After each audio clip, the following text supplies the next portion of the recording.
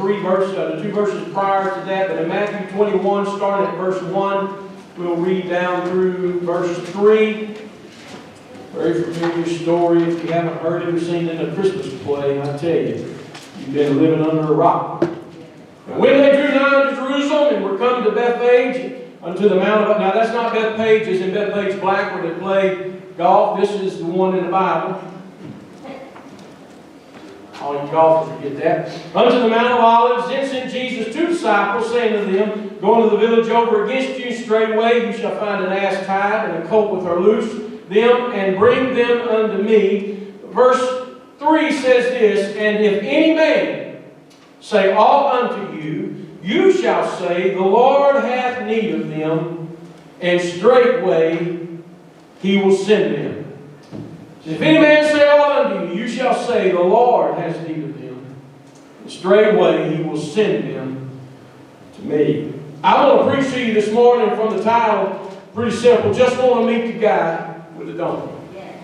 I just want to meet the guy with the donkey. Put your Bibles down, loosen up a little bit with a good hand clap of praise for the Word of God this morning. I'm so thankful He gave us the Word. You can be seated. I don't know about you, but we sometimes think about what heaven's going to be like, right? And I here not too long ago, I might have made mention of it, but maybe Wednesday, a week ago, but I got a fellow that I kind of crossed swords with theologically,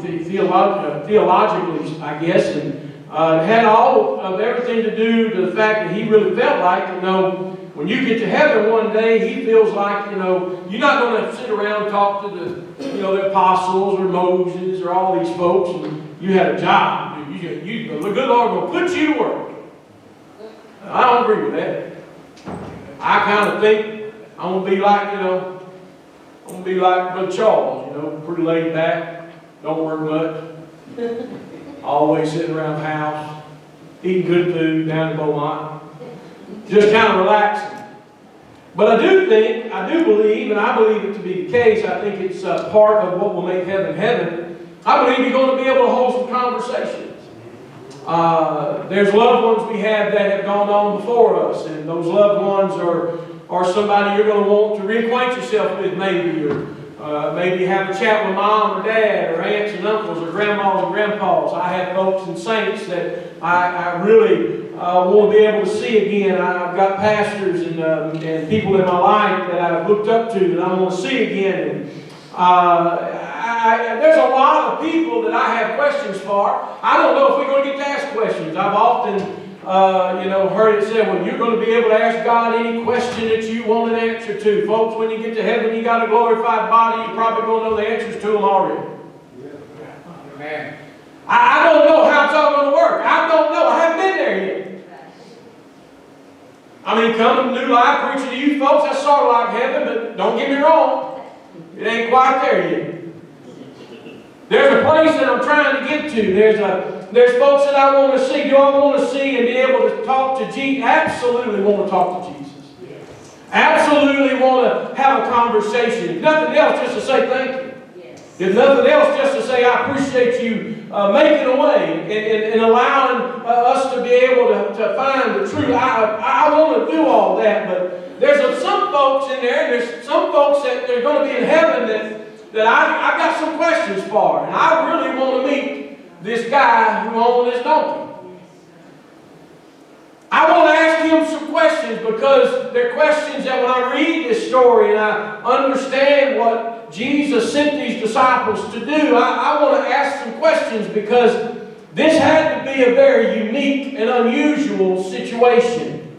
I want to ask him, how did he know that this was Jesus that was asking for this colt? I want to know, how did you know it was the Messiah? How did you know it was the man? How did you know? What gave you an understanding? What happened in your brain? Did you have a vision maybe? Or did you have a dream? Or did you see it in a bowl of lentils? I mean, just whatever it is, however Jesus is going to show it to you, how did you know?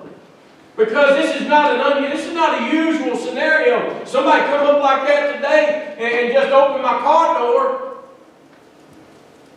I might shoot him. up to your car in your driveway. I mean, just open it up and climb in, get the seat adjusted just right.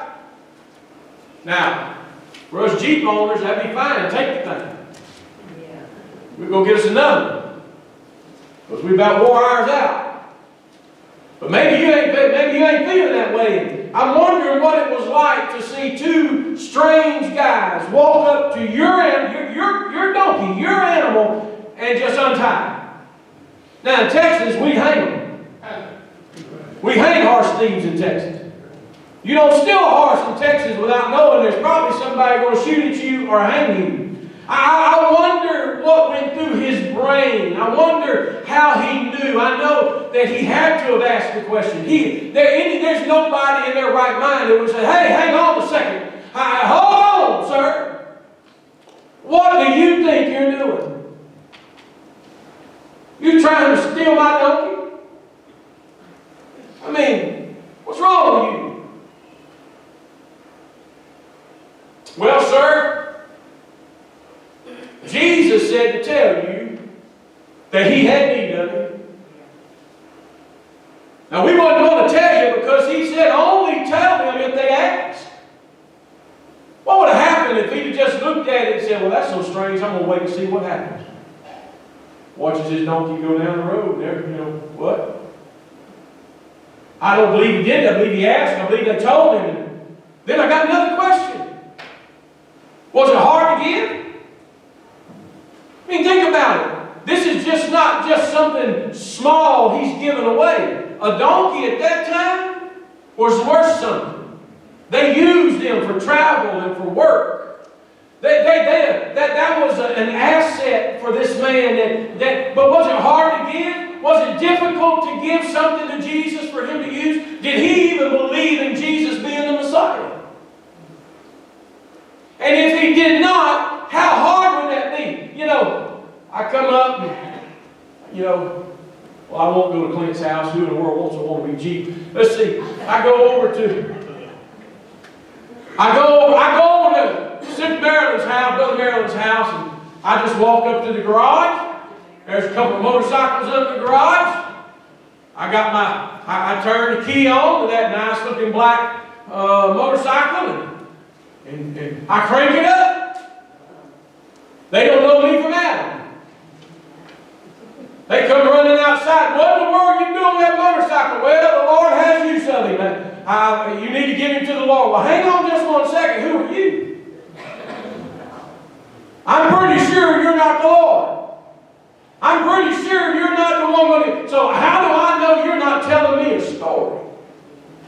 How do I know you're not telling me something that is just designed to get rid of, suspicion?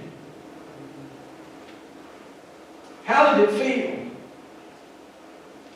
Did you know he was even going to ride that donkey?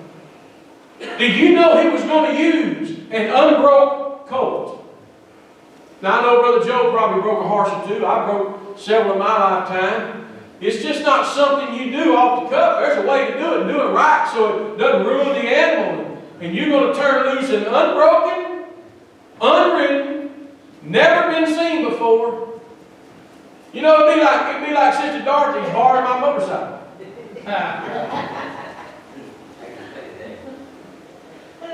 I'm pretty sure, I don't know if she could surprise me. See, I didn't say Sister Kimball because I know Sister Kimball could probably ride the motorcycle. Maybe Sister Dorothy probably couldn't ride that motorcycle. She'd try to crank it up, she'd let off the clutch, it'd pop and jump and make wheelies and fall over on the dirt, she'd roll around in the dirt a little bit, have a tough time riding. I've had a few horses that I said, can I ride it? And you can tell from the time, Brother Joe, you ever notice that whenever nobody's ever rode that horse, they say, sure, in a certain way. Sure you can ride that horse. I know I'm in trouble up front. Why? But I like riding I like horses, so I climb on anyway. And a few jumps later, we'll find out whether I can ride or the horse can buck.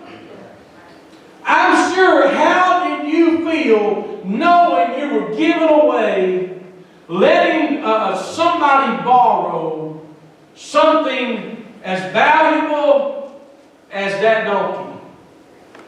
I don't know. I begin to wonder if all of these questions and all of this stuff that's maybe in this guy's in his mind, and I begin to think about how literally he is so very much like us, because there's a lot of times I get the impression that God wants me to give him something, and I feel bad because maybe I don't give it because I'm not for certain and not for sure about how he's going to use it, or maybe even if it's God himself asking me. There's a lot of stuff in our lives that we think is ours, but doesn't really belong to us. This man, I'm sure, felt like this was his donkey. But let me tell you something, sweetheart. He didn't have that donkey if it hadn't been for God anyway. I don't give it sometimes. I don't turn loose of the things that I feel like maybe God might be asking me for, Brother Charles. And then I feel bad because I feel like I missed my chance. I feel like I missed an opportunity to do something for God. And I wasn't, maybe I wasn't as close to Him, or maybe I just didn't feel, there was just something that caused me not to. Then there's other times in our lives, I believe, that there are the good times that sometimes we hear Him. And we obey Him. And we give Him that thing that He asked. And then we feel good about it. Why? Because then we feel as if maybe He used whatever it was that I had to give in the kingdom.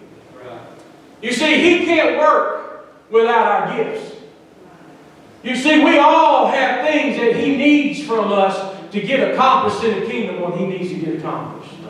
We're not sitting on that. Now, you come to church this morning and you expect, well, I've just done my part. I'm just here in church. That's as far as I got to go. I don't need to do anything else. Let me tell you something, sweetheart. God has a whole different plan for all of us. You have an opportunity to be able to do something for God almost every day. I don't know what it is He's going to ask you today or tomorrow, but He's going to ask something of you, and you're going to get the choice to either do it or not do it. You get the choice. I look around sometimes and I wonder maybe if my little deeds that I do, my little things that I get accomplished in the kingdom, the time that I give Him back, or the time that I give Him in study, or the time that I give Him in dealing with people, I wonder if it's going to make a difference in the long haul. You said, because I don't know, Brother Joe. I can't see into the future. God sees in the future, I cannot. When He asks me of something, I don't know what He's going to do with it. I don't know how it's all going to turn out. I just know He's asking. Maybe we all have those questions. I would think that we probably do. I think all of us have an donkey. Every one of us has something in our lives that Jesus can use to move Him and the kingdom further down the road. We all got it. We all have that something. We all have that thing. Maybe you can sing. Maybe you can program a computer. Maybe you can just give good hugs. Maybe you can speak Swahili. Maybe you can just write a check. Maybe you can give of your time. Maybe you can clean. Maybe you can paint. Maybe you can vacuum. Maybe you can witness. I don't know what that is, but there's your donkey. And let me tell you something else. It don't belong to you. God gives us all talents. He said everybody gets a talent. Now some of us, like Sister Dorothy, she got all kinds of talents. She got talents. She keeps that peanut brittle line flowing, quality control. We turn out peanut brittle because of Sister Dorothy, not because of the rest of us.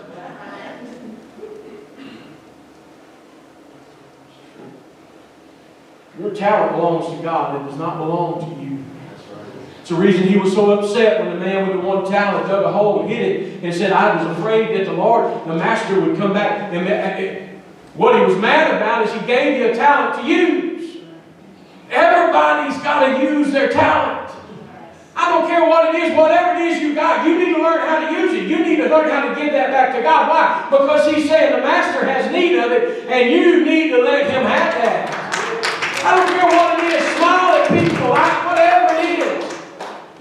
are His. Your donkey's His. Your talent's His. That the original word of instruction Jesus gave the disciple proof is, anyone asks you why you're taking the donkey, you're to say, the Lord is in need. Let me let you in on a little secret. God's still the boss. He's still the King of Kings and Lord of Lords. He's still Alpha, Omega, the beginning, the ending, the wheel in the wheel, the lily in the valley, the rose Sharon, the bright and morning star. He's all of that. He's your creator. He holds everything in the palm of His hand. There ain't nothing you do or can do that's not part of His plan. He is looking at you every day. He's the head honcho. You're clocking in under His term. The language that's used here is a language of royalty. There was an ancient law that if a king asked you for something, and it did not matter what it was, a civilian had to let him have it. That's the right of the king. That's the right of... Now, I know I'm looking at you bunch of redneck, country, backwoods, independent thinking, probably mostly Republicans in here. You get out of line, I'll start calling you Democrat. We'll see how different that's. And I know as soon as I said you had to give something that was yours away, y'all tightened up. Y'all tightened up. The king said you got to give it to him. It's the reason we have a president, folks, is we didn't like what the king was wanting. Back several hundred years ago. We're free today. We don't, our president, well, he don't ask too much. He can't hardly make a sentence at the moment. But he'll take your taxes. And you want to know something? If you don't pay your taxes, guess what happens? Oh, you'll pay them. One way or the other. Why is that? Because even though we don't have a king, we have a president, when he wants something, he's going to get it. Now, we have protection today in America, but they not here. It's a language of authority. In making this request, Jesus is doing nothing more than claiming Himself to be a king. Now, He's speaking of authority. He's speaking of being the one in control. He's stating that a king, as a king, I got the right to ask you of anything I want to ask.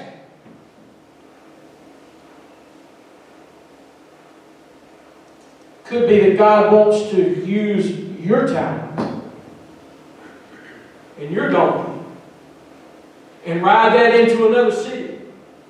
Get something else accomplished in the kingdom, maybe another heart, another nation. Do you let Him? Do you give it to Him? Or do you act like an American and say, I work for what I got. I ain't letting nobody get what I got because it's mine. Let's be honest with ourselves, folks. We like what we get. We like what's ours. I guarantee I don't understand it. Clint loves that wannabe Jeep. But apparently, Allie did not. And she couldn't stand it that he had a new Jeep. She got to go buy her own new vehicle. And it's not a Jeep, huh? No, she don't want a Jeep. She wants something else. You want to know something? We all the same way. Yes. We all can't be perfect. Can't be perfect. Can't be like Clint. Sister Sheila she got so jealous of everybody else buying new vehicles, she went and bought her own one. I said, yeah, Brother David got to ride around that Ford. I told him, I thought she bought that for him. He said, I don't want one. I'm happy with this Dodge. It's always breaking down. We're all the same. We have the same kind of feelings of what's mine's mine. And if you didn't, you better ask me the right way. When the King of Kings comes along and asks you for something, it don't matter how He asks you. He's still the King of Kings, and when He wants something, He's going to get it. And you better learn how to give it, or He'll get it one way or the other. And I began to look at this, and this is just a long line of people who give little things to a big God. In fact, truth of the matter is, don't you think maybe up in heaven there may be a little spot where they kind of honors those folks who just gave little stuff? But yet God used to make such a tremendous difference in their world, in their lives. Think about a few of them with me. It's a place you want to go, maybe. What you going to see? How about Rahab's robe? Right. Yes. How about David's sling? We're talking about small stuff. We're not talking. How about Samson's jawbone? How about wrapping your hand around the staff that split the sea and smote the rock? Sniff the ointment that was poured on Jesus' skin. And maybe rest your head on the same cloak that somebody gave Christ in the boat to lay down his head on. Or maybe you want to lay your shoulder underneath that cross that an old Roman soldier laid on top of his. We're talking about giving things. We're talking about giving stuff up. We're talking about small things. I don't know if all those items is going to be, but I guarantee you, the people who used them and gave them are certainly going to be there. Right. I don't know if you're going to identify them with what they gave, but I can assure you, you're going to identify them because they gave, and they gave to be a part of a kingdom. Right. They listened and heard the King of Kings' voice. Even whenever it wasn't quite the best thing in the world, maybe for them to do. Risk takers. You know what it is about giving? And I'm not preaching this today about money. I'm preaching this about giving. Look, if your talent is you got a lot of money, write the check, sweetheart. If you want to mean, old, ugly, nasty, unfriendly rich people, God gave you a talent, write the check. Come on, Brother Reeves, turn loose the money, write the check. Don't laugh, Brother Terry Allen, write the check, bro.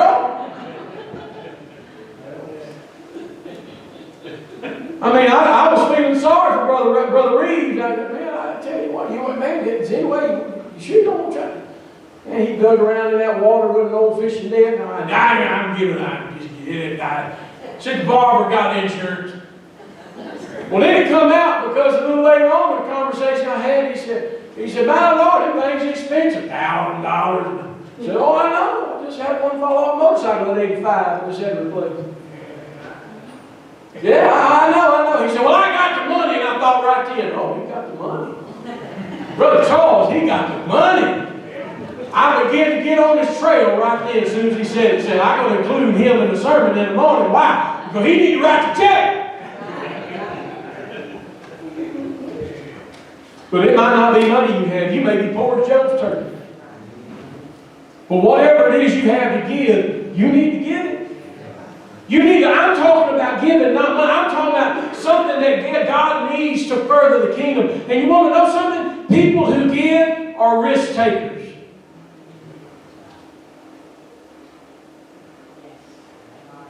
How do you even know you're going to get a return on what you give? You're putting your faith and your trust in what God said to give to receive. Right. True. Anybody in here held a little sit down, walked into Jesus' office and said, look, let's have a little discussion about this little promise you made me? No, none of us done that. So we're putting our faith and our trust in something that we can't touch or feel or see. Risk takers. Rahab was a risk taker. Rahab risked her life sheltering that bunch of spies. That she risked her very life. If they'd have found her giving refuge to those spies, they would have hung her, stoned her, burned her, whatever they had done back then. But she did it anyway.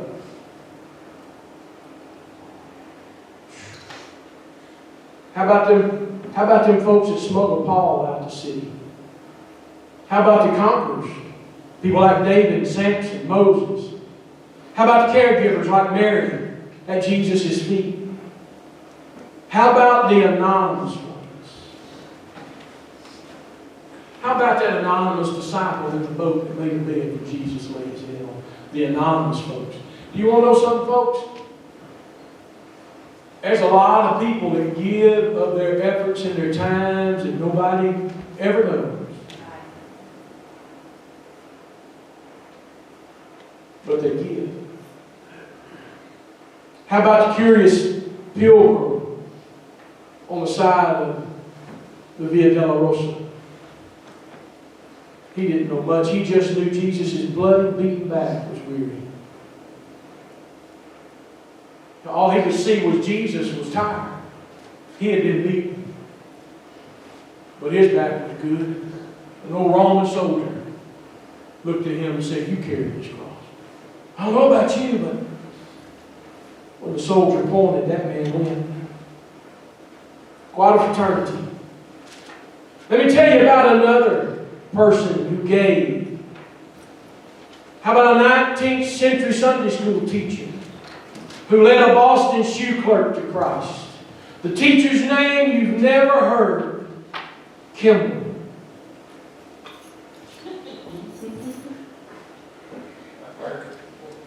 We've heard that name, haven't we? The name of the shoe clerk he converted, I guarantee you've heard. A guy by the name of Dwight Moody. Moody became an evangelist.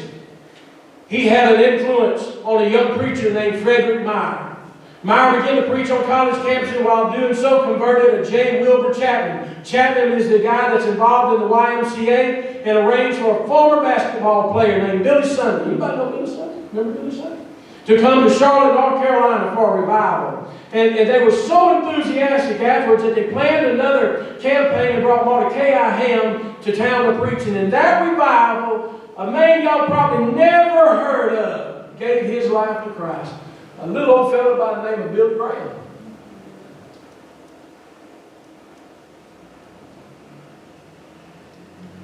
Did that Boston school teacher have any idea what would become of his conversation with just a shoe salesman? Not a chance. Did he have any idea that down the road, Billy Graham himself was going to pray through under an evangelist that he is responsible? No. How many times have we looked at people, and you go back just a few generations, and their grandparents and great-grandparents are nobodies, but they just come in contact with somebody that was willing to give them themselves in some way, and then all of a sudden God used that little bitty something, just a spoken word. Maybe it was just they broke down on the side of the road, and whoever stopped invited them to church. How in the world? We don't understand these things, but these are the ways that God works.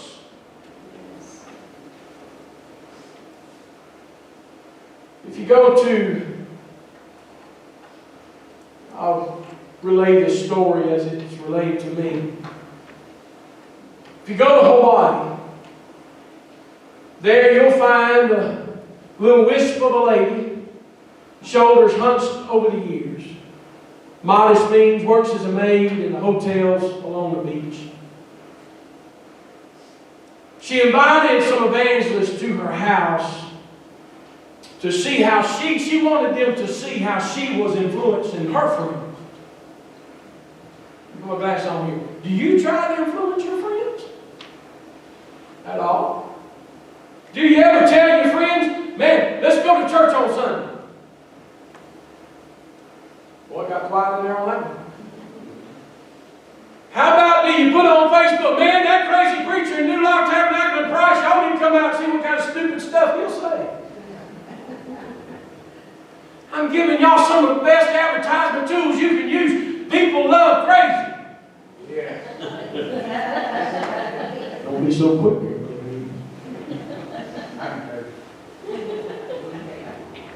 You look around, are we doing our part? Are we giving back? Are we inviting? Are we talking? She says, I want you to see how I'm trying to influence my coworkers. She takes them into the little back room, and on this long table is covered with decoupage material. Glue, paint, wood frames. Most of the space was taken up with little pieces of wood that had been carved out to look like a book. An open book. Little wooden open books. She explained to the group that she couldn't read. And it would be difficult for her, obviously, to go teach a Bible study, right? It'd be difficult for her to sit down and read the Bible or read a lesson plan and teach a Bible study. She said, but what I do is, I don't have a whole lot of money, so I can't get money, but I've learned how to do this craft, and I use it to introduce my faith to my friends. Plan very simple. She takes a little wooden book. On one side, she puts a pole. Oh, Lord. Look at it. Oh, yeah, some of y'all old folks, y'all know what a Polaroid camera is. For all you young folks, that used to be what you could take your phone and do now. You had to flip the thing around in the wind to dry it off, and so it would come to pass. It's a camera, folks. It's not a phone. But she'd take a picture. She put it on one side, and she put a Bible verse on the other side. This is how she put it. People love to see a picture of themselves. Most of her friends were simple folks that didn't have a lot of wall decorations. So now, here's a way to hang a Bible verse on their wall that they're going to see every day. What would come of it? Well, she don't know. I don't know.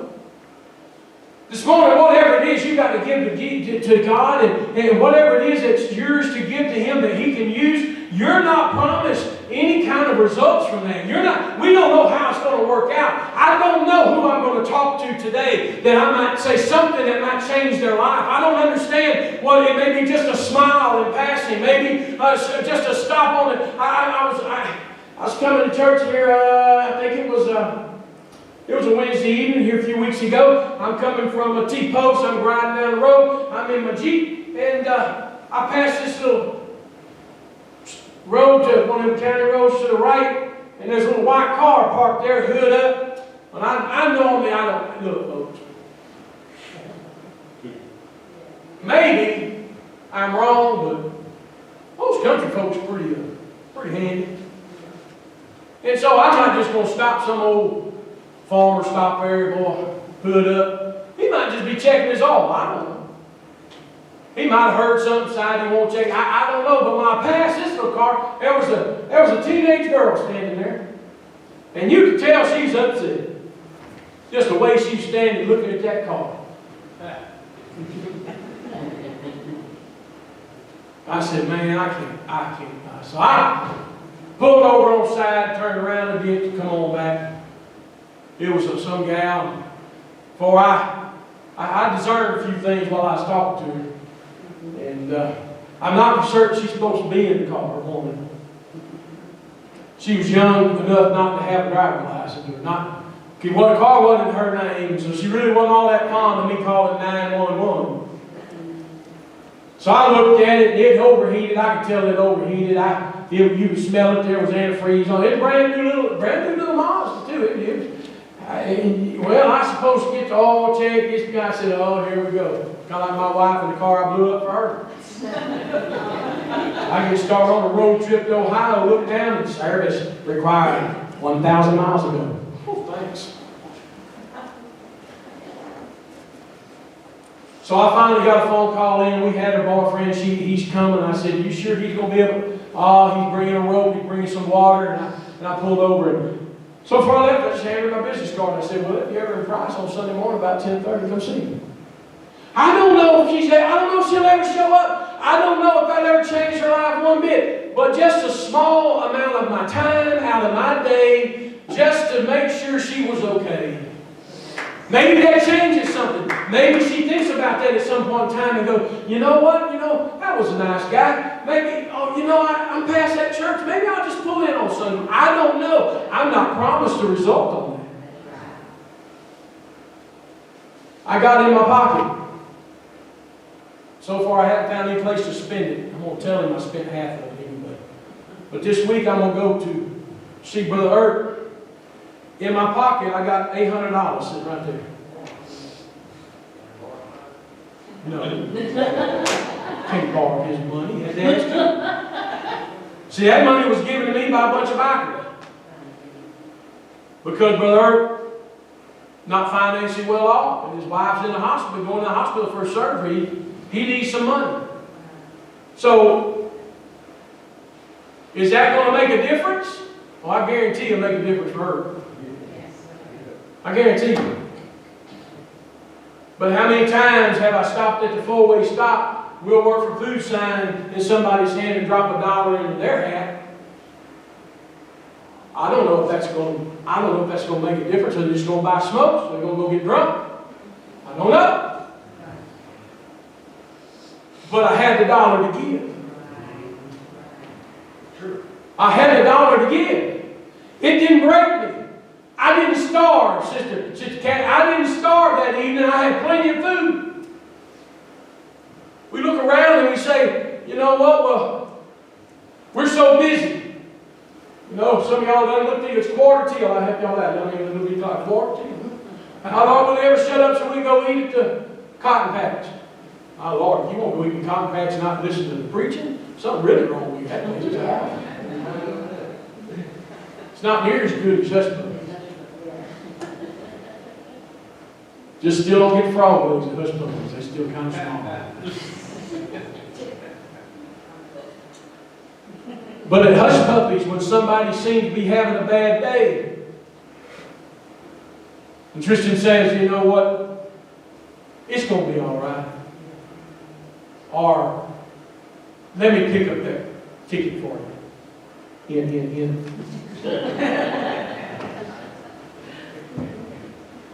Maybe that changes a lot. Maybe that changes somebody.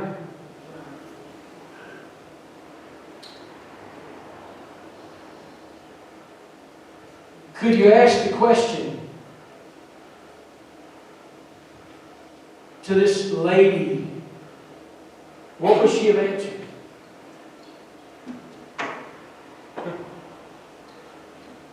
How do you answer that question if somebody asks you, well, why did you give that? Why did you give that to God?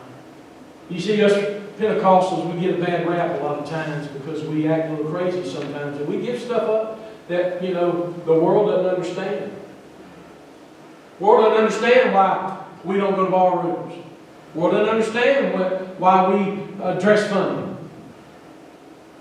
They don't understand why we go to church when the church doors is open. Because they don't understand that. That's not something that they know. Why? But they hadn't met Jesus. I met. I don't hold that against them. They just need to meet God that I know. They need to have Him do something for them like He did for me. All of a sudden, whenever I realize how good God is to me, there ain't nothing I won't give up for Him. And I'm only in jest here, except Seaport Coffee. There's some things that's just going to be in heaven, and I feel like, Brother Joe, it's okay to enjoy them down here too. Seaport and ribeye steaks, medium rare, baked potato. Going to be in heaven, Brother Joe. It's going to be in heaven. We think about all the stuff, and we make fun sometimes, and we joke about, heaven and what's there. Folks, we're trying to get there. But not just me, you too. I'm trying to get Brother Joe there, mean as he is. That's it, tomorrow back there, give me the evil eye, Lord. I'm trying to get her to heaven too. I want to one day, well, we're not going to work over there so she can't adjust my suit. This one fits pretty good, so tomorrow I think we're okay with this one. I want Sister Charlene to make